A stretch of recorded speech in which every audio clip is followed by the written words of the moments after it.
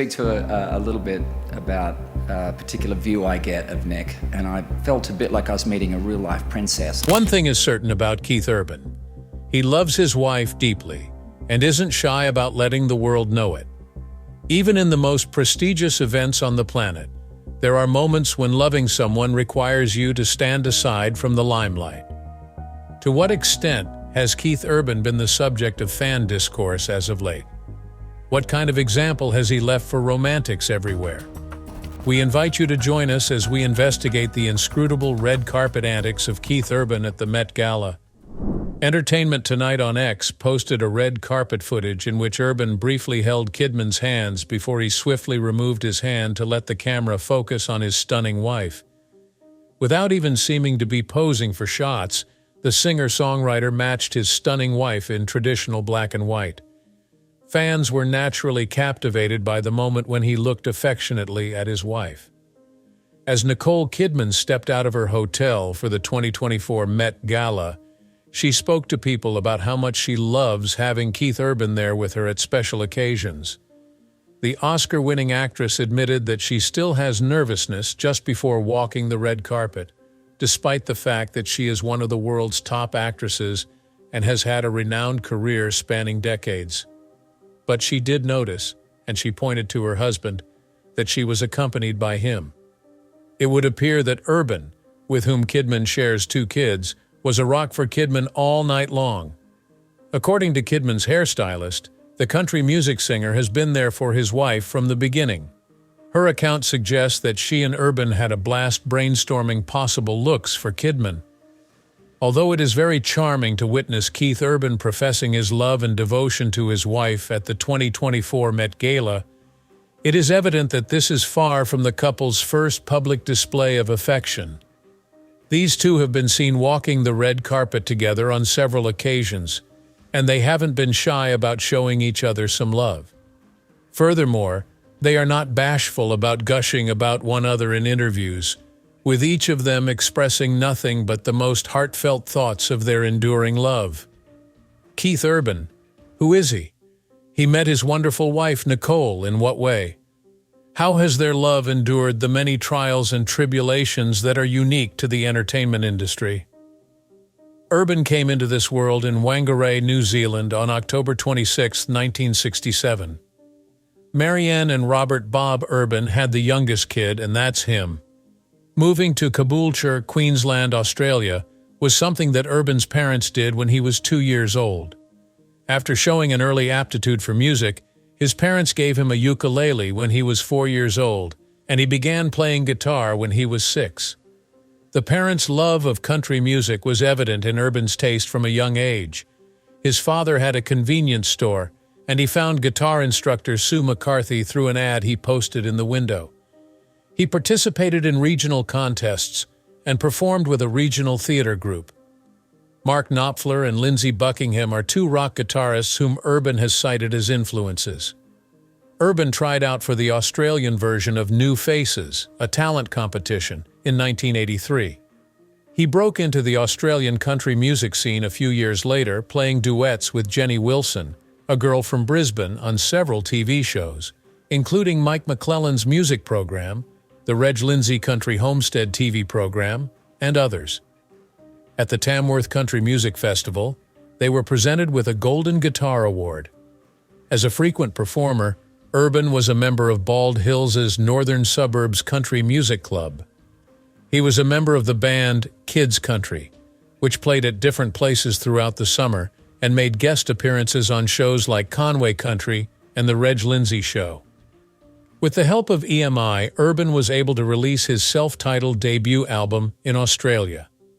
Breaking Ground: New Directions in Country Music, a compilation CD released in 1990, featured his music and was nominated for the Best Country CD ARIA Award in 1991. In 1993 and 1994, he continued to keep busy by touring as Slim Dusty's backing singer. Both artists recorded a duet version of Dusty's iconic Lights on the Hill in the mid-1990s. In 1991, Urban contributed backup vocals to the In Excess single Shining Star and made his Grand Ole Opry debut performing alongside Dusty. After that, in 1992, he resettled in Nashville. Alan Jackson's cover of Mercury Blues included him in its music video the following year. In addition to playing guitar on Garth Brooks' Double Live and penning Jesus Gets Jealous of Santa Claus for the Ray-Ban Brothers' 1997 self-titled album, he also co-wrote the song That Was Him, This Is Now for Forerunner and contributed to Toby Keith's 1995 album Christmas to Christmas. When he was in the late 90s, he formed a band called The Ranch with drummer Peter Clark and bassist Jerry Flowers. That year, they released an album titled The Ranch for Capitol Records Nashville, and the singles Walk in the Country and Just Some Love went on to hit the Hot Country Songs charts. He also played guitar on albums by Paul Jefferson, Tim Wilson, and Charlie Daniels. In 1999, he became the first male New Zealand performer to reach the top 10 on the U.S. country charts with the release of his self-titled American debut album, which was produced by session pianist Matt Rollings. The album's lead singles, It's a Love Thing, which peaked at number 18, and You're Everything, which peaked at number 4, were the result of this album. This was followed by his first number 1 single, But for the Grace of God, which was written by Charlotte Caffey and Jane Wiedlin of the Go-Go's. His last single, Where the Blacktop Ends, which was written by Steve Wariner and Alan Shamblin, peaked at number 3. He was honored with the top New Male Vocalist Award at the 2001 Academy of Country Music Awards and the 2001 Horizon Award from the Country Music Association. Tom Jurek of AllMusic gave the first 2 singles positive reviews and gave the instrumental track Roller Coaster high marks, stating that Urban was flat picking his Stratocaster like it was another extremity he was born with, and that the songs balanced the slick and sometimes too soft production on the record. AllMusic also gave the album a positive review overall. In 2002, Urban dropped his second American album, Golden Road, which had 13 tracks. He was involved in the production of 7 of the songs and co-produced the remaining 6 with Dan Huff. The album's first single, Somebody Like You, lasted 6 weeks atop the charts upon its release in July 2002. The second song, Raining on Sunday, which had been released as a single from Radney Foster's 1998 album, See What You Want to See, peaked at number 3. He also posed nude for Playgirl. On The Tonight Show with Jay Leno, he said that he regretted the photo shoot, even though he didn't show any full frontal nudity. The album's third and fourth singles, Who Wouldn't Want to Be Me and You'll Think of Me, both reached number 1. The latter song went on to win him a Grammy for Best Male Country Vocal Performance in 2005. A master of his craft, he sang Lights on the Hill at the Tamworth Tribute event that was held after the passing of Slim Dusty, a country singer from Australia whose songs he had written and sung. In 2005, he graced the European stage for the first time when he opened for Bryan Adams on his UK and Ireland tour. The tour took place in May and featured performances at Earl's Court in London, the Scottish Exhibition and Conference Centre in Glasgow, and the Point in Dublin. His third studio album, Golden Road, was certified triple platinum for sales of 3 million copies on September 22, 2005. A UK-only album, Days Go By, was published on the 6th of June, featuring songs from both Be Here and Golden Road. Originally scheduled to be the album's 5th single, You Look Good in My Shirt never made it. Capitol went with the track Days Go By as the first single off his upcoming third American album, Be Here. By the end of 2004, this song had become Urban's 5th country chart topper. Despite never having been officially published, You Look Good in My Shirt was a fan favorite and spent 1 week at number 60 on the country charts in July 2004.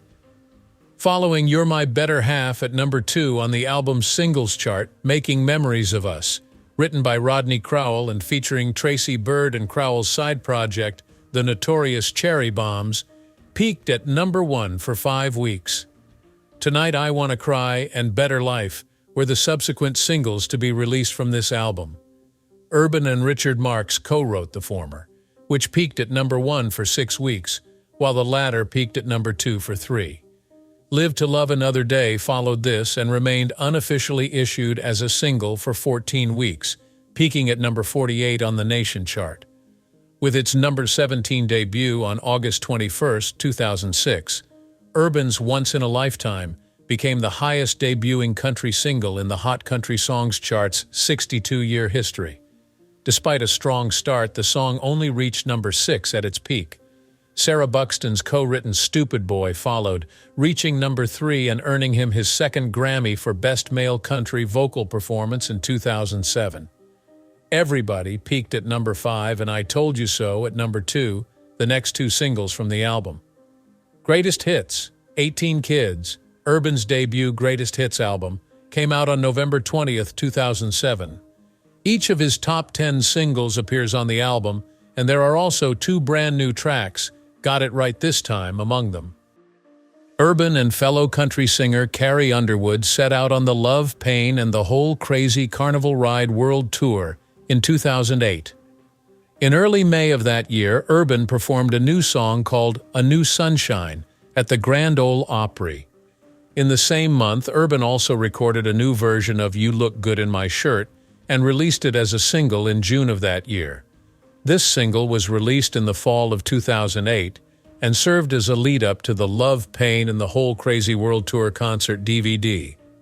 In the same year, Urban was a duet partner with Brad Paisley on the song Start a Band, which was included on Paisley's album Play and reached number 1 in January 2009. The album Defying Gravity was released by Capitol Records on March 31, 2009, and its lead single, Sweet Thing, became his 10th number 1 hit. Kiss a Girl was the second single, and Urban performed it on American Idol during the Season 8 finale as a duet with Chris Allen, who would go on to win the competition. Only You Can Love Me This Way was the third single, and it also reached number 1. As for the singles that followed, Till Summer Comes Around reached number 3, and I'm In, the last single, is a cover of a song by Radney Foster, which was on the same album as Raining on Sunday and was also covered by the Kinleys, whose version of the song had been popular in 2000. With his version reaching number 2 on the charts, Urban also appeared as a guest on Emily West's Blue Sky, a single by her then label mate that peaked at number 38.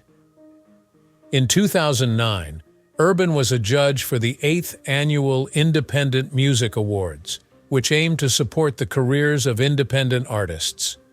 He also recorded a music video for the song Only You Can Love Me This Way at the Wells Fargo Arena in Des Moines, Iowa, on June 27, 2009.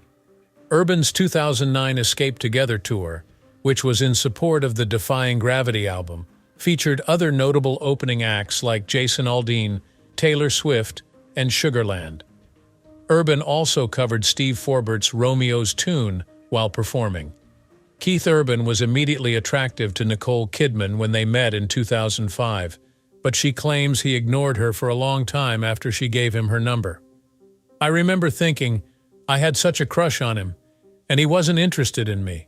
It's true, he didn't call me for 4 months, Kidman said in an interview with Ellen DeGeneres in 2017.